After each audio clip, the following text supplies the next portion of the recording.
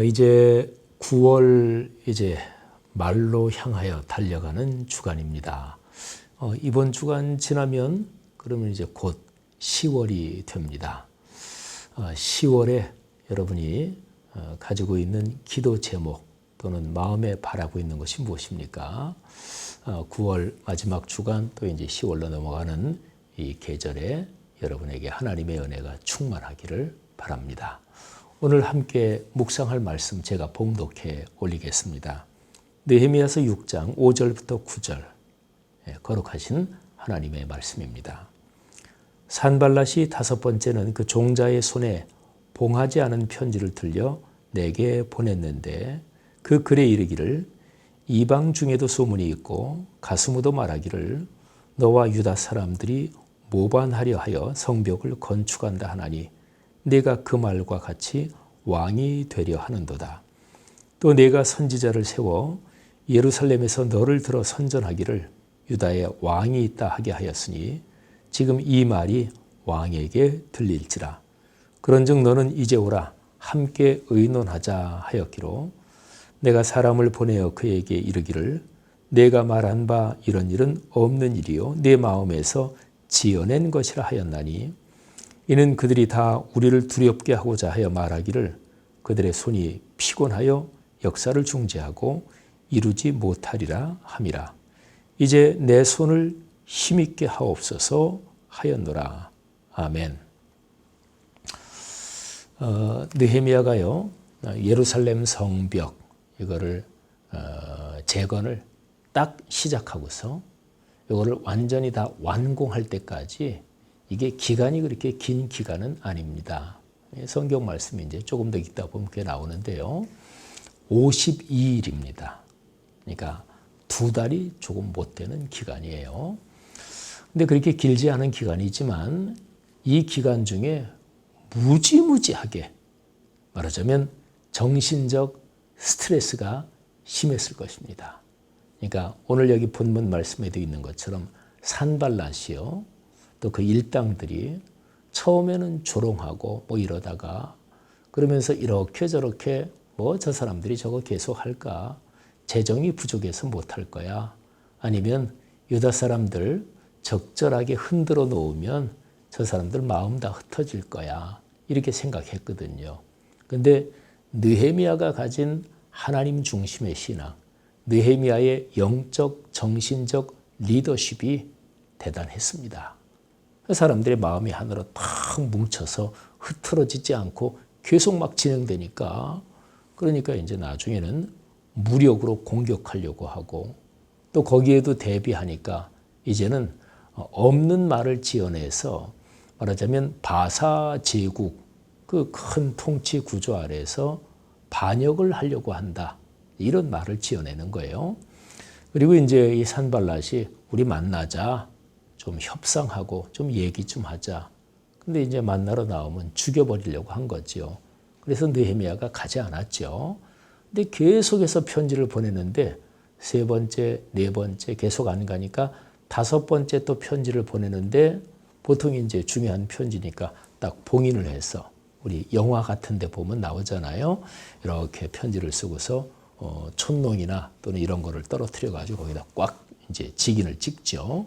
그러면 이제 그거를 딱 뜯으면 이게 표가 나니까 그렇게 보통 보내는 게 그 당시에 뭐 편지나 협상 문서나 이런 게 그런 건데 근데 5번째는 산발랏이 그 봉인을 하지 않은 채로 이제 편지를 보내는 거예요. 그럼 누구 편지 전달하는 사람이 있을 거 아니겠어요? 봉하지 않았으니까 당연히 보겠죠. 근데 거기에 느헤미야가 반역을 하려고 한다. 스스로 이 바사 제국에서 독립해서 왕이 되려고 한다.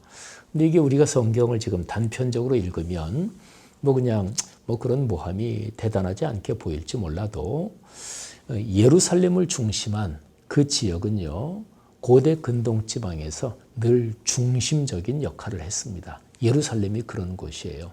그렇기 때문에 성벽 재건을 허락하고 이런 데서도 바사의 대왕이 말이죠. 바사의 황제죠 말하자면 성경에는 그냥 왕이라고 나오는데 제국을 생각하면 사실은 황제 뭐 이런 명칭이 더 적합한데 그 바사의 그 황제가 건축을 허락해 줄 때도 규모를 딱 한정합니다.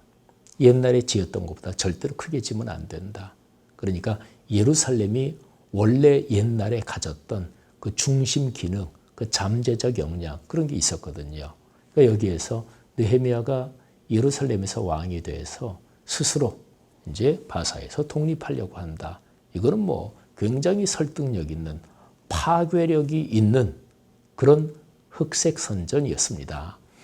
인간 역사에는요, 어느 시대 또는 어느 나라를 막론하고 없는 말을 지어내고 그걸 이렇게 부풀리고 그래가지고 그게 퍼지게 하고 그래서 정적을 또는 상대편을 꺾어버리든지 죽여버리든지 아니면 민주주의 국가에서는 어떤 직책에서 내려오게 한다든지 이거는 동서고금을 막론하고 늘 있어 왔던 거예요. 예수님 재림하실 때까지 이런 못된 짓은 계속될 거예요. 또 현실적으로 효과가 있을 때도 있고. 근데 이제 느헤미야는 그 5번째 봉인하지 않은 편지에 대해서도 이제 답신을 하긴 하지요. 그런데 산발랏 내가 지금 이 편지에 쓴 거 지어낸 거다. 그런 일은 없다. 그리고 느헤미야도 다 눈치채죠. 이제 산발랏이 봉인하지 않은 편지로 해서 이런 소문을 본격적으로 퍼뜨리고 이러는구나. 이런 거죠. 느헤미야도 꽤 심정이 쉽지는 않았을 거예요. 그래서 오늘 말씀에 맨 마지막 9절에 보면 느헤미야가 하나님께 올리는 기도가 나옵니다. 짤막하지만 그러면서 이제 내 손을 힘있게 하옵소서 하나님께 올리는 기도예요.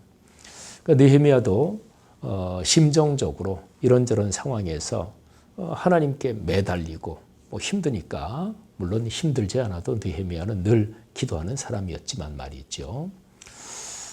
여러분 우리가 삶에서 헤쳐나가고 해결해 나가야 될 문제들이 누구에게나 다 있습니다. 그런데 그런 걸 할 때 우리가 꼭 그리스도인으로서 기억해야 될 일이 있습니다. 하나님의 사람답게 그리고 하나님 말씀의 길에서 벗어나면 안 되는 거잖아요. 그죠? 그러니까 신앙 양심에 따라서 정직하고 공의롭게 또는 다른 사람을 배려하면서 뭐 이런 덕목들이 있어야 되겠죠. 근데 그게 쉽지 않습니다. 사람의 힘만 가지고는 아주 어림도 없을 때도 적지 않습니다. 그러면 그때 우리가 뭘 해야 되나요? 그게 바로 기도입니다. 현실적으로 쉽지 않을 때 전능하신 하나님의 힘을 빌리는 게 그게 말하자면 기도잖아요. 느헤미야, 이 탁월한 지도자도 그랬습니다. 여러분이나 저도 마찬가지입니다. 여러분의 삶에 요즘 여러분이 이 문제를 풀어야 되는데 쉽지 않다. 그러는 일이 무엇입니까? 그러면 그 일을 놓고 기도하십니까? 기도하셔야 됩니다. 하나님께서 기도하는 여러분이나 저 우리 그리스도인들의 그 간구를 들으실 것입니다. 오늘 하루 요즘 살아가는 여러분의 삶의 현장에서 하나님께 올리는 기도 응답되기를 축복합니다. 기도하겠습니다. 하나님 아버지, 우리 삶의 현장에서 어떤 일, 어떤 상황이 있든지 하나님의 자녀답게 그리스도인답게 신앙 양심에 따라 거룩한 말씀의 가르침에 따라 삶의 길을 걷게 하옵소서. 악한 영의 세력 또는 이 세상에 속되고 그리고 이기적인 그런 유혹이나 또 그런 공격들이 우리를 그리스도인답게 살지 못하도록 흔들고 또 거기에서 우리가 어려움을 당하기도 합니다. 주님 간절히 간구하오니 전능하신 손길로 하나님의 자녀들을 붙드시고 지켜 주옵소서.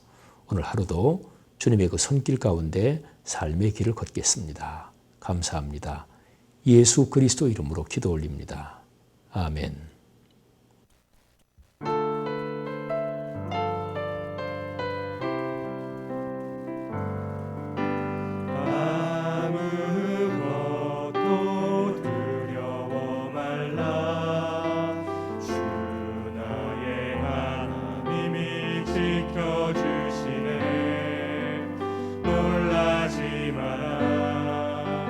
혼내지 마라 주님